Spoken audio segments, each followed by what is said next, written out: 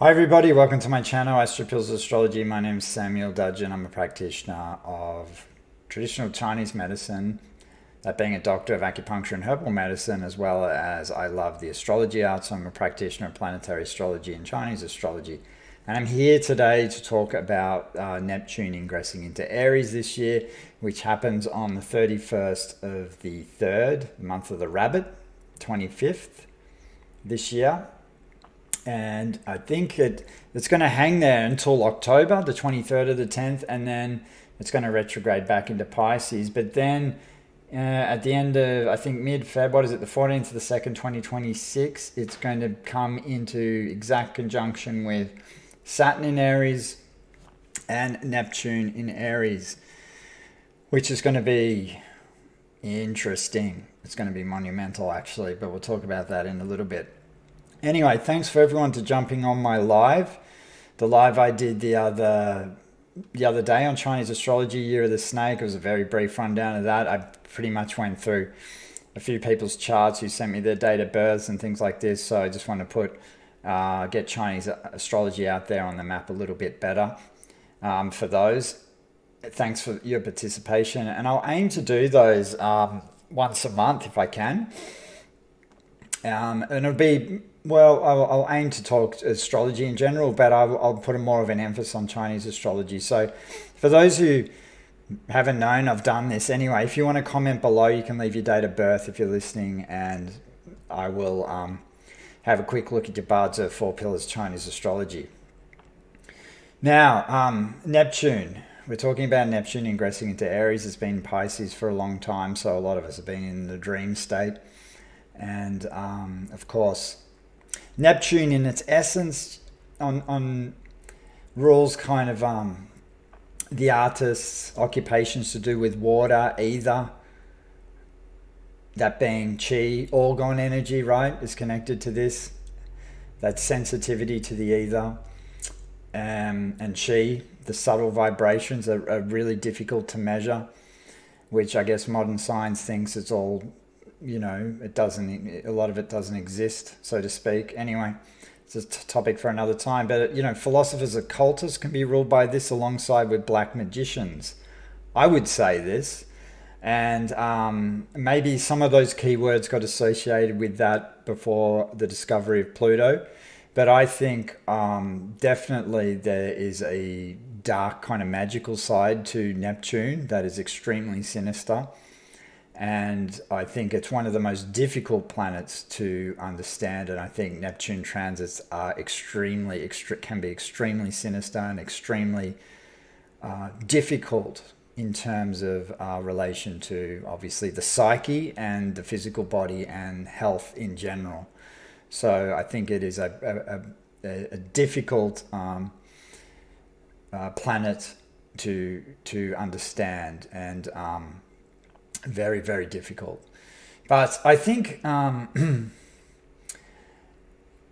we'll talk about a little bit about the keywords of the planet, and I think the spiritual keywords associated to Neptune, which I think, and I found an old book which kind of summarized a lot of this well, but I think Neptune is the he who annihilates the absolute consciousness. And it's all about merging. Neptune's all about merging and transcending boundaries to connect with something greater than ourselves. He can be the initiator. He's magnetic, right? There's this magnetic quality to quite now strongly Neptunian people. And they can have really sensitive to chi, and can really, I personally think are fantastic practitioners at things like magnetic healing, that being Reiki or Qigong, Tai Chi, things like this. And it rules those subtle martial arts like Tai Chi, Qigong. There's a deep connection to that, because when we look at the ancient Tao and Taoism, these kind of exercises were absolutely critical for developing sensitivity, right?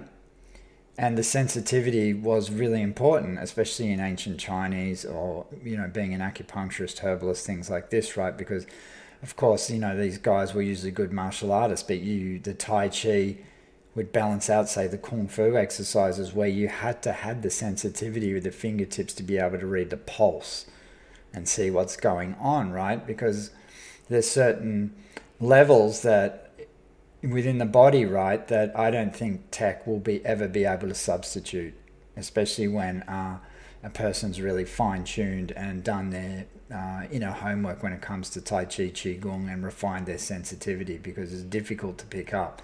And I think this is why things like pulse diagnosis and things like this within the Chinese medical framework are absolutely critical, because this is when someone's really tuned in, because we've got to remember Neptune in astrology is very prone, people going through Neptune transits are prone to misdiagnosis, right? And this is when really good people with the pulse and Chinese med diagnosis can have that sensitivity to pick things up, which I think is extremely, extremely important. And I think more and more people are becoming aware of this kind of medicine. I don't look at ancient Chinese medicine as alternative medicine, because it's been around a hell of a lot longer than modern medicine. But anyway, I'm digressing a bit. But I think in terms of understanding the essence of Neptune in a chart, it does rule this extreme sensitivity. But so some of the basic characteristics of the planet can be so it's the mind is concerned with merging with something greater than itself, right? So the spiritual keywords: he who annihilates the absolute consciousness, the initiator, the immanent divinity, or this magnetic pull Neptune really has. And I think we've kind of been experiencing this in a certain way, right? Because remember, the outer planets rule the collective, and yeah, they're considered the social planets, and this is why they were called the gods of change, because they usually change the whole state of society in one's way. And if we've had 3 outer planets ingressing into different signs, this is going to be significant. So for those who missed that, I did just a brief talk on Uranus into Gemini, and I did another one on Pluto ingressing into Aquarius called the dark side of Aquarius. But we need to understand, because Neptune's usually at its home in Pisces, right? It loves the water and waters, and the modern astrology has pinned Neptune to the sign of Pisces as opposed to Jupiter, when in Hellenistic astrology we tend to not really focus so much on those outer planets. We look at the 7 inner planets, including the luminaries. But that's a whole subject for another time, but just for those of you to be aware who don't know this. But I think we need to look at the Aryan qualities here, because I think that when Neptune's going to ingress into Aries, I think there's a few ways, in my opinion, how things may play out in terms of the collective, because I'm trying to be positive about it. And I think, and I love Aries, and I love the Aryan spirit, and I think it's a really vital and important one. And I think in my last video, in terms of the ages in Feng Shui, we've entered the age of 9. So we've come out of the age of 8, which is ruled by Earth, and we've come into the age of 9, which is ruled by fire, which is Li, which is the spirit of the entrepreneur. And I think Neptune ingressing into Aries, because it rules the unconscious, right, these outer planets. So in a positive sense, I'm really hoping that it really stimulates people to maybe move out of this Piscean slumber of everything's great, and feels warm and fluffy, and opposed to maybe, and we've been comfortable in relying at the powers to be to kind of tell us and direct us where we kind of need to go, because we're living in this kind of utopian dream, to really come into the spirit of the independence and the spirit of the entrepreneur. And I think really this will happen. In a positive sense, I'm hoping this happens, because I think Aries is a very independent sign. I guess the spiritual key words for Aries is like the Emperor card in the tarot, right? So if we look at it that way, there's consciousness, it's the will to accomplish, and the, sorry, my computer just glitched there for a sec. The will to accomplish, the power which arises from adversity as well, right? There's this real Martian quality to it. And I'm hoping, when Neptune ingresses into this sign, it's going to really steer people to draw on this spirit of independence within themselves, to say, you know what, I'm going to think things on my terms now.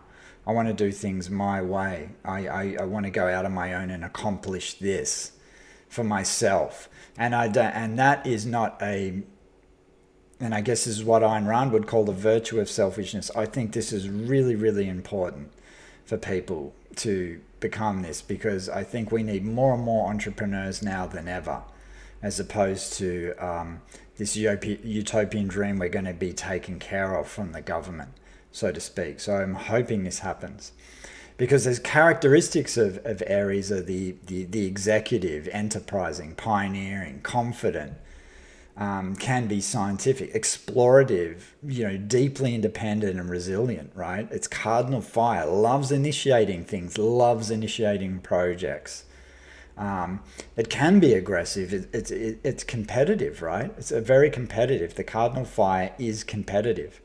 It can be even dictatorial on some level. On some level. But it's...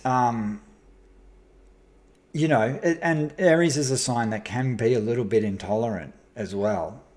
But I think that, with this Neptune moving into this sign, I think things are really going to shift into this direction. We're going to have to really rely on having more multiple sources of income, as opposed to, I guess, the last stage of 8 feng shui-wise, where we're ruled by the earth, and we're used to this stability of, okay, I invest in here, I sit in a job for a certain period of time and everything's stable. Well, it's just not the case now. I mean, and everyone's felt that on the collective level. Aries really rules the soldiers, adventures, mining, engineering,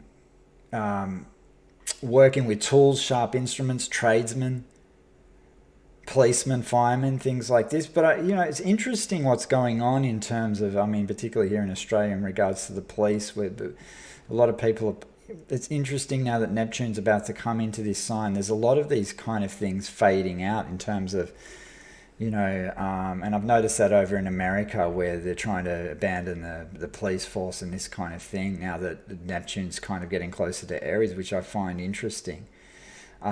Because it's all about this dissolving of these things, like these kind of trades. It can be changes that are going to occur, but nebulous changes, subtle changes, things that change. You think they're going along in one direction, but then all of a sudden, that's one of the things of Neptune. You can read things one way and think like you can, and one of the dangers of Neptune actually is projecting gold onto things, right? You see people through rose-colored glasses. We can see politicians this way. And we've got to remember too, right? In astrology, political promises are ruled by Neptune, right? Which is, you can't really get more deceptive than that, but this is what rules these kind of things. But now, so I think it's going to be monumental. I think it's going to be really, really significant, and I'm hoping it's a good thing. But the other thing, I'm just a little bit worried about this on Neptune ingressing into Aries. Of course, Neptune rules the masculine principle, right? And there's potential for this to actually really dissolve. Because Neptune dissolves boundaries, right? And I'm hoping it doesn't swing that way, because I think we need more of this Martian principle in life at the moment. I really do. I think it's extremely important. Now, what else I wanted to say quickly, because I don't like making the talks too long-winded, because I wanted to just give short, sharp snapshot of things for people. But this because I'm a health practitioner, and this Saturn Neptune conjunction coming up in 2026 in Aries is going to be, I think, really, really significant. And it's going to be very interesting to see how this plays out, because I know from doing a lot of astrological charts from people having Neptune transiting Saturn how ill they can become. And this is, if we look at it, this transit has been in connection with epidemics throughout history in the past. So this is something that I think potentially we may see from the flavour of what's been going on in the collective, that this may potentially come out at some point. We may have another one on our hands here, right? At this point in time, or we're going to see a lot of people fall ill. And it's interesting because I look at Neptune conjunct Saturn in Aries. We can see a lot of inflammatory diseases, which Aries rules. It rules adrenal function. So people may have extreme adrenal fatigue. Aries does rule smallpox, right? Encephalitis, epilepsy, the cerebrum. Aries is obviously connected to the cell salt, potassium phosphate, which is a very important salt for igniting the brain, and for people who feel like their brains are not as sharp, and feel like they're losing the memory, the mind. So it's one of the key ones for Alzheimer's and dementia. 100%. It's an incredible cell salt. So I think a lot of people actually, I've noticed people can be quite psychic in a way with the Neptune-Saturn conjunction, but they're psychic in a realistic point of view. They don't have these, what do you call it? Delusions or fantasies about things, right? Or they're kind of quite, they're more grounded with their psychic gifts, knowledge, so to speak. And I think another thing to really be careful under this transit, because there's a lot of people on drugs, right? A lot out there in the world. And another one to really be mindful of this Saturn-Neptune conjunction coming up in 2026 is unpleasant drug reactions. It can make you extremely sensitive to drugs. So this is another thing we need to be mindful of when it comes to this. So, and there's so many alternatives out there now. If people are struggling with health and things like this, there's so many great things to do. I mean, especially, I've got a whole cell salt series. So if you really want to do your homework, just listen to those on this channel to know how to take care of yourself. Because now the Neptune's ingressing into Aries, Saturn will be in Aries, and there's all these kind of things, right? And Saturn's like in fall in Aries, so it doesn't like to be in Aries, in the fire sign, right? So there's a lot of these there's a lot of ways we can take responsibility for our health quite easily, and so there's a lot of good people talking about things. So there's no reason to be suffering, and if you are, you just got to find good practitioners. They're out there somewhere. Because I think we're always got to be prepared with Neptune to expect the unexpected. Things can get very dodgy, and you can get shafted, and things can appear to be all great when in actual fact they're not. So it's all smoke and mirrors with this sign. And this is my just a little brief rundown on it. If you guys have got any questions, you can throw in a few comments below. I know I probably missed a few things, but I just wanted to give a kind of quick snapshot of how I think it'll play out. And you just got to really tighten the noose with Neptune, because you can be more prone to pranic leaks and lose the vital force. And a really good time to tune yourselves up with and there's plenty of alternative ways. I'm a bit biased. I love acupuncture because I'm an acupuncturist, but there's many others. So and there's a lot of people, I remember on the live, some of the people who were talking about do the tuning fork or the sound type healings, which is extremely Neptunian. It rules the vibration and sound, music, poetry, this kind of thing. So I think an exciting time to be around, with these changes in the collective. And I don't think it's anything is really negative. It's all how we tune our minds into everything. It's how we focus, what we choose to focus on. And I think, yeah, and there's going to be, I think, hopefully a rise in the sensitivity to chi and orgone and those kind of subjects. And yeah, so I'll aim to do a few more talks coming up. And I think I was going to do my next one. I was going to do because I'm really into Carl Jung actually, and there was a fantastic podcast I listened to, and I'm going to go through his chart, his Barzo chart compared to his planetary astrology chart. And I think Jung is monumental, and I think Jung had a very, I can't remember. He had some kind of Neptune. Anyway, when I go through his chart, I'll talk about this. But thanks for listening, guys. I appreciate it, and we'll be back shortly.